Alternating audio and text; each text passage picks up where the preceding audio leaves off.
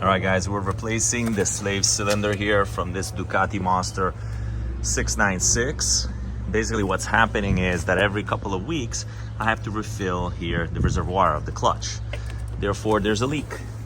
There's a leak for sure here, back here on the back of the slave cylinder. So what we're gonna do, we're gonna replace the slave cylinder. We bought a really nice one. It's a really popular one, Oberon. This is specific for this bike, clearly. This is some of the hardware that comes with it, the gaskets, the screws, an extension of the push rod if needed. We'll see if we're gonna need that. We're gonna need 2 of these gaskets. These are on the push rod that goes inside. Since we're doing this, we'd rather replace those as well. These are the tools that we're gonna need. We're gonna need a 5mm hex wrench for the screws right here. This we can use as well. Then we're gonna need a 4mm for this. We're gonna remove it just to clean the back here. Why not? We can clean it with some greaser. I'm gonna try to clean that up. It's like 2 screws here. Then we're gonna need an 8mm for when we have to bleed up here. And then we're gonna need a 12mm wrench for this screw to remove the badger bolt. Okay. Then a screwdriver can come in handy, a rag of course. Then we're also gonna need, some brake fluid here. We have the RBF 600 for Motul. It's one of the best ones around. This, I'm gonna use it when we're gonna bleed then the new cylinder. This is it, looks amazing. Let's see how it's gonna look once it's on. These are the installation instructions. Read carefully before you attempt the installation itself.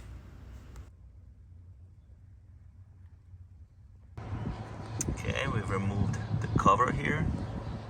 Looks like we can grease the chain more for sure. It's a little dry.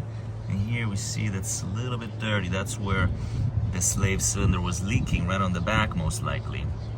Right on the back here. So it's coming down from here. Anyway, we're gonna clean it up a little bit. Then remove the slave cylinder here. I already loosened up this bolt. There's 3 more screws, 5mm hex wrenches here.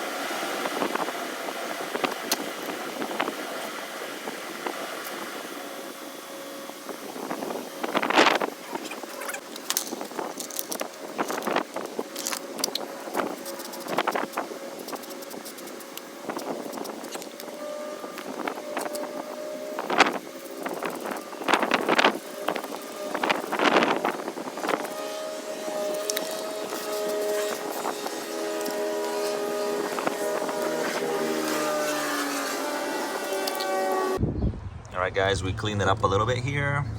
Now we're gonna pull the push rod right here, and we're gonna replace the gaskets that are on the back. Let's do it. Let's see if we can do it with one hand. Yeah, came out. Easy. Here you go. We're gonna replace these 2 gaskets. Gaskets are right here. We just need 2 of them. These are the 2 gaskets that we're gonna put right here on the push rod. See that? And then they're gonna go in here.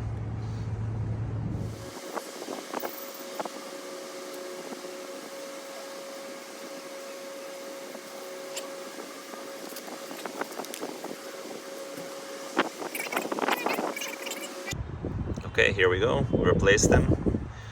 Brand new O-rings.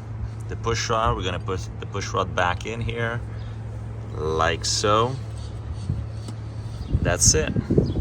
Now, since this is sticking out more than 30 millimeters, Oberon suggests that we do not use the extra, it's a little windy here, that we do not use the extension that they provide. There's a little extension, there's a little piece that goes in there that extends this by, I don't know, 5-6 millimeters.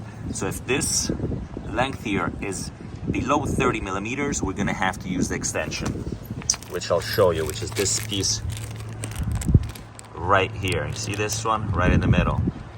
This extension here. Now in this case is not needed, okay? So here we go. We're gonna go ahead and put this on, just like so. Easy peasy, beautiful. Now we're gonna get the screws. Okay, here are the 3 screws. Here my beautiful 5mm hex wrench, which I made when I was probably 13-14 years old with my father's welding machine. Yeah, my father was a welder, so I made this, use this so much for engines. We're gonna put these right there. These are stainless steel. I actually ordered some that are in titanium, but for now we're gonna put these. They're not bad, these are not gonna rust. Here it is, looking good so far. Guys, we filled this slave cylinder here with oil. We actually lean the bike that way, right? Because otherwise the air gets trapped in here. So hopefully we don't have air inside here. We filled it. I leaned the bike on towards the right side and a bubble of air came out. Hopefully that did the trick. Then we open the reservoir here.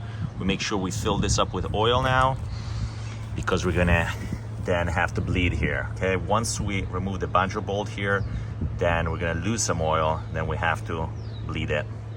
We're gonna pass this buncher bolt to the new cylinder clearly, slave cylinder.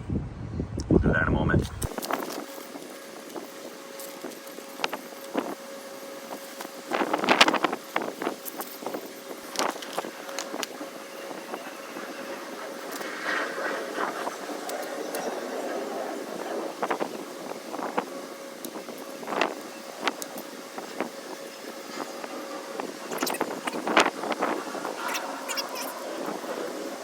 Guys, here we go. We replaced these copper washers here with the ones that were provided with the kit.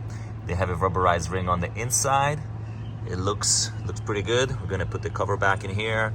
Now we're gonna have to bleed the system. And to do that, we have this beautiful high-tech system right here. Gonna put this on the bleed valve. Before that, we're gonna put the 8mm wrench in there. Then we're gonna bleed it. Hopefully we get all the air out.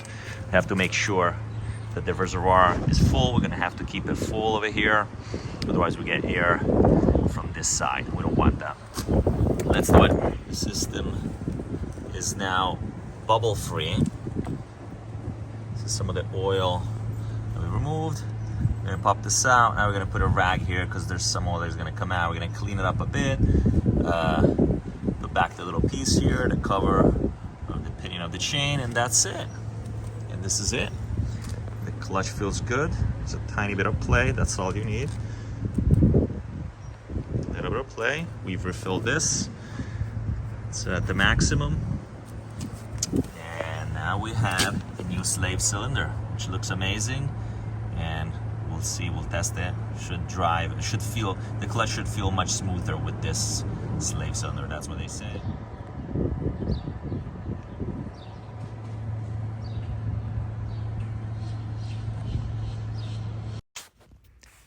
And here we are. The slave cylinder looks good. And guess what? The lever feels amazing.